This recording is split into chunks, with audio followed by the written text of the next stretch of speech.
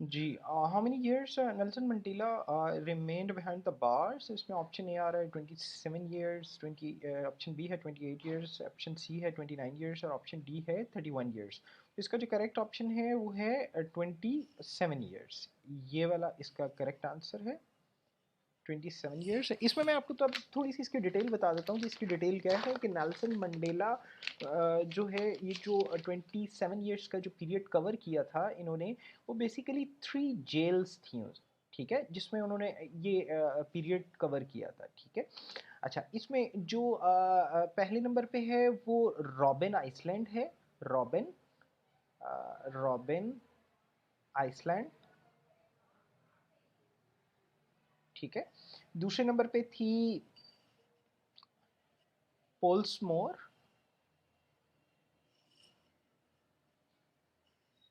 और तीसरे नंबर पे थी विक्टर वेस्टर। Victor Wester. ठीक है जी। तो ये तीन जेलों में जो है इनका कवर हुआ था 27 ईयर्स का टेन्योर। ठीक है, और इनको 1980 नेल्सन मंडेला को 1990 सॉरी 1990 में जो उस वक्त के प्रेसिडेंट थे एफ डब्ल्यू डी क्लार्क। ठीक है, एफ डब्ल्यू डी क्लार्क, उन्होंने रिलीज किया था ताकि वायलेंस और मजीद ना बढ़े। ठीक है, उस वायलेंस को कंट्रोल, क्योंकि उनको नज़र आ रहा था कि वायलेंस जो है इस तरह से मजीद जो है वो इंक्रीज हो सकता है, इस वजह से। अच्छा जी, नंबर 8 आ जाता है, विच सी इज इन सेंट्रल एशिया। ठीक है, तो अरल सी, ब्लैक सी, रेड सी, येलो सी। तो इसका करेक्ट आंसर है ए, अरल सी। अच्छा, ये अरल सी की जो बेसिकली जियोग्राफिकल लोकेशन है, ये है बिटवीन कजाकिस्तान एंड उज़्बेकिस्तान। ये याद रखना है आपने। आपको ये क्वेश्चन भी आ सकता है। आपने एक चीज़ को जहन में रखना है, Kazakhstan and Uzbekistan, sorry Uzbekistan, लिखाई के लिए माजरत। अच्छा, इसमें आपने एक चीज़ को याद रखना है कि जनरल नॉलेज कोई ऐसा नहीं है कि आप एक एमसीक्यू है और उसको रटा लगा रहे हैं और बस। ठीक है, ये एक कॉन्टीन्यूसली प्रोसेस है जिसमें आप ग्रेजुअली आप में खुद आप फील करेंगे चीज़ों को कि आपको चीज़ें आना शुरू हो गई हैं। ठीक है, मतलब आप, लेकिन उसके लिए ज़रूरी है कि आप थोड़ी सी मेहनत करें, उसको गौर से सुने, उसकी चीज़ों को मतलब देखें कि क्या है। ठीक है, इवन मैं बाद में आपको ये भी टेक्निक्स बताऊंगा कि अगर खुदा ना खास्ता आपको एग्ज़ाम में कोई क्वेश्चन नहीं आ रहा, आप ब्लैंक जा रहे हैं, तो फिर उसका क्या हाल है, उसमें कौन सी ऑप्शंस को सेलेक्ट किया जाए, वो उसमें कौन सी ऑप्शन ऐसी है जो सही तरीके से जो है वो आप सेलेक्ट कर सकते हैं। ठीक है, अच्छा जी, आगे आ जाते हैं जी। ब्लैक सी, ब्लैक सी जो है वो यूरो एशिया में लोकेटेड है, इस एरिया में। ठीक है, सॉरी, इससे पहले मैं आपको थोड़ा सा डिटेल अरल सी की थोड़ी और दे देता हूँ। अरल सी की इसकी जो लेंथ है 428 किलोमीटर है। कितनी? 428 किलोमीटर। और इसका जो एरिया है वो 68,000 स्क्वायर किलोमीटर कवर करता है। ये अरल सी के बारे में आपको बता रहा हूँ। ठीक है, आगे आ जाते हैं जी। ब्लैक सी, ब्लैक सी को कौन कवर करता है? बेसिकली ये यूरो एशिया में लोकेटेड है, इन यूरोप। ठीक है, और इसकी जो लेंथ है यूरो एशिया में, यूरो एशिया, और इसकी जो लेंथ है वो है 1175 किलोमीटर, 1175 किलोमीटर। और इसका जो एरिया है वो 436,000 436,402 स्क्वायर किलोमीटर। ये इसका ब्लैक सी का एरिया है। और आगे आ जाता है हमारे पास येलो सी, सॉरी रेड सी। रेड सी की अगर बात करते हैं तो ये बेसिकली इंडियन ओशन पे इनलेट करता है, और ये एशिया और अफ्रीका के दरमियान है। एशिया और एंड अफ्रीका। ठीक है जी। अच्छा, आगे हम चलते हैं, आगे है हमारा येलो सी। ठीक है जी, येलो सी पे चलते हैं। येलो सी जो है वो between China and Korea peninsula है, between China and Korea peninsula. ठीक है जी। अच्छा, अब जो इसका एरिया है वो 3,80,000 किलोमीटर है, येलो सी का 3,80,000 kilometre, sorry square kilometre, area है तो स्क्वायर किलोमीटर में आएगा। और इसकी जो लेंथ है वो 960 किलोमीटर है। ठीक है जी। तो ये कुछ इंपॉर्टेंट चीज़ें हैं, ये मैं जैसे जैसे बोलता जाऊंगा, आप एक दफ़ा दो दफ़ा वीडियो को देखेंगे तो आपको ये रिवाइज भी होती जाएंगी।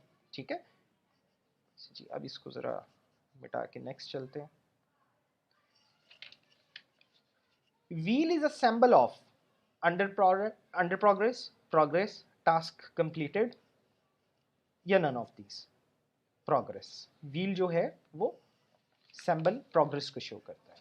अच्छा जी, maple leaf is a symbol of which country? Canada, Australia, Austria, Finland. तो मैपल लीफ आपको पता है, ठीक है, इनके झंडे के ऊपर, फ्लैग के ऊपर बना होता है, ठीक है, वो कनाडा का है, ए। अच्छा, अब ऑस्ट्रेलिया का क्या है? ठीक है, ऑस्ट्रेलिया का है golden wallet, golden wallet, WALLET, wallet. ठीक है, ये आपने देखा होगा, इसमें कैंगरू बना होता है, ठीक है, जो कि उनका नेशनल एनिमल ऑफ एम्बलम भी है, कैंगरू। ठीक है, नेशनल एम्बलम जो है वो एनिमल है उनका। ऑस्ट्रिया का क्या है? ईगल। ठीक है जी। और फिनलैंड का, फिनलैंड का है, इसको याद रखें, फिनलैंड का, फिनलैंड का बेसिकली एक ह्यूमन है, जो उसमें पिक्चर में, जो कि एक स्वॉर्ड पकड़ा हुआ है, ठीक है, तलवार पकड़ी हुई है उसने, और साथ टेम्पलिंग हुई हुई है, टेम्पल्स की, लाइक वो एक टेम्पल सा बना हुआ है। ठीक है, तो इसको आप कह सकते हैं आर्मर्ड ह्यूमन। ठीक है, नेक्स्ट नंबर 11, विच हरिकेन अटैक्ड इन 2012? तो कौन सा है? ऑर्थर है, ब्रेस्टा है, डॉली है, सैंडी है। ठीक है, ये हरिकेन्स के नाम हैं। ठीक है, तो इसमें जो आपका है D answer is a correct answer, Sandy. ठीक है, और इसमें ये यूएसए में आया था, और इसमें ऑलमोस्ट 75 पीपल किल्ड। ठीक है, जो डॉली है, ठीक है, ये स्ट्रॉन्ग ट्रॉपिकल वेव थी 2008 में, जुलाई 2008 में इन यूएसए। ठीक है, अच्छा, और जो ब्रिस्टा है ये अटलांटिक ओशन पे था। ठीक है, और ये 2020 में ही ये रिसेंटली जो है आया था। अच्छा जी, what is meant by equinox? Days and night equal, noon and midnight equal, central line of a map, none of these। तो ये day and night, days and night both are equal, this is called equinox। अच्छा, इसमें क्या है कि geometric centre होता है, basically geometric centre. ठीक है, ज्योमेट्रिक सेंटर होता है of sun disc, of sun's disc. और ये साल में 2 दफा होता है। साल में इक्विनॉक्स कब होता है? साल में 2 दफा। कब कब होता है? एक 20 मार्च को होता है, याद रखें, 20 मार्च को, और एक होता है 23 सितंबर को, याद रहेगा। अब क्या है इक्विनॉक्स? अब इक्विनॉक्स के बारे में कुछ भी इस तरह से रिलेटेड क्वेश्चन है कि क्या है क्या इक्विनॉक्स। ठीक है, तो it's a geometric central location of a sun's disc. ठीक है, कब होता है? When this happens, twice in a year, thrice in a year, 4 time in a year, और none of these. It means आपको अभी बताया है ट्वाइस इन अ ईयर। कौन से महीनों में? मार्च में और सितंबर में। ठीक हो गया। तो इस तरह से आप एमसीक्यूज खुद बना सकते हैं। ठीक है, इसमें क्या होता क्या है, the moment at which centre of visible sun is directly above the equator, ठीक है, वो डायरेक्टली अबव द इक्वेटर होता है सन जो है, so it is called equinox. Next आ जाए जी नंबर 13 के ऊपर, ठीक है। तो नंबर 13 के ऊपर what is widow tears. Window tears animal है, प्लांट है, ह्यूमन टीयर्स है या डॉल्फिन है, तो इसका करेक्ट आंसर है बी, ठीक है। और इसको कॉमनली जो है वो डे फ्लावर्स के नाम से भी कहा जाता है, डे फ्लावर्स, याद रखें what is a common name of window tears, it's day flowers, ठीक है। इसका जो जीन नेम है वो कैमिनीला है, कैमिनीला, CAMINILA, कैमिनीला, ये कॉमन जीन नेम है इसका, ठीक है। और इसकी 170 स्पीशीज होती हैं, 170 स्पीशीज। तो विडोटियर्स की कितनी स्पीशीज होती हैं, 170।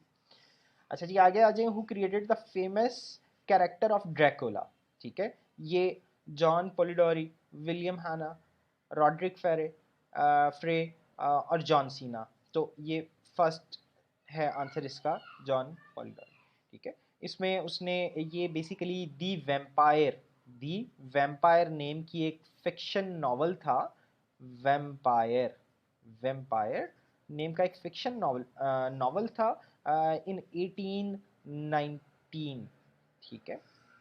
उसमें ये जॉन विलियम पोलिडोरी ने ये नॉवल दिया था, और उस वक्त से ये जो फेमस कैरेक्टर ऑफ ड्रैकुला है ये जॉन विलियम पोलिडोरी के नाम पे, ठीक है। आगे 15 नंबर पे आ जाते हैं, 1 मेगाबाइट इज इक्वल टू, ठीक है, 1000 के के बाइट्स। अच्छा, के का मतलब है 3 जीरोस, 3 जीरोस, ठीक है, ये आपको पता होना चाहिए। अच्छा, इसमें 100 के, 10 के, 1 के, तो करेक्ट आंसर इज ए, ठीक है। तो इसमें कुछ और भी मैं आपको बता देता हूँ कि 1 kilobyte, 1 K B is equal to 1024 bytes, ठीक है। और 1 बिट किसके इक्वल होता है, 1 बिट इक्वल होता है 0.12 बाइट के, ठीक है। और 1 किलोबाइट किसके इक्वल होता है, 1 किलोबाइट होता है 125 बाइट के, 125 बाइट के। तो ये उम्मीद है कि आपको ये अब जहन में रहेगा। इससे रिलेटेड कोई भी क्वेश्चन आता है, नॉर्मली ये पीपीएससी में जो एमसीक्यूज आते हैं इसमें ये पूछ लिया जाता है कि 1 मेगाबाइट या किलोबाइट, ये मतलब या 1 टेराबाइट या even 1 bit is equal to, ये बड़ा कॉमन सा एक क्वेश्चन है उसमें, ठीक है। आगे land of hills, land of 7 hills, वो किसे कहते हैं, वो कहते हैं सॉरी पेरिस को, वियतनाम को, कंबोडिया को या रोम को। तो ये रोम इज अ करेक्ट आंसर, ठीक है। अब इसमें ये थोड़ा सा आपको इसकी हिस्ट्री बता देता हूँ कि it's a place of 7 hills, एक सिटी का नाम है इटली के, ठीक है, जो रोम है, ठीक है। और इसमें जो एक 7 हिल्स का एक डेस्टिनेशन है, ठीक है, उसको हम लैंड ऑफ 7 हिल्स कहते हैं। अच्छा जी, 2010 फीफा वर्ल्ड कप विनर कौन था जी, स्पेन था, इटली था, जर्मनी था या फिनलैंड था। तो the correct answer is a, correct answer is a, कौन था, स्पेन। तो आपको पता है फाइनल मैच किसके दरमियान हुआ था, तो वो फाइनल जीता था, तो इसकी जो अपर टीम थी वो थी नीदरलैंड। कौन सी थी, नीदरलैंड, याद रखिएगा। और ये मुकाबला 1-0 से जो एक्स्ट्रा टाइम दिया गया था, ठीक है। और एंड पे जो गोल किया था वो एंड्रेस इंस्टा ने किया था, एंड्रेस ने। तो ये आपको चीज़ें एक कहानी की तरह जो है वो जब याद होती जाएंगी या आप वीडियो को बार बार देखेंगे तो मेमोराइज होती जाएंगी, ये कोई इतनी मुश्किल बात नहीं है। लेकिन सिर्फ और सिर्फ आपकी कंसिस्टेंसी रिक्वायर्ड होगी कि आप उसको कंसिस्टेंटली देखते जाएं, ठीक है, याद करते जाएं।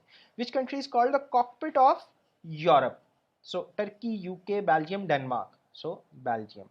पता है आपको वाटरलू बैटल भी यहाँ पे बेल्जियम में हुई थी, ठीक है। तो इसको लैंड ऑफ बैटल्स जो है, होम ऑफ बैटल्स जो है यूरोप का, वो भी कहा जाता है, होम ऑफ बैटल्स।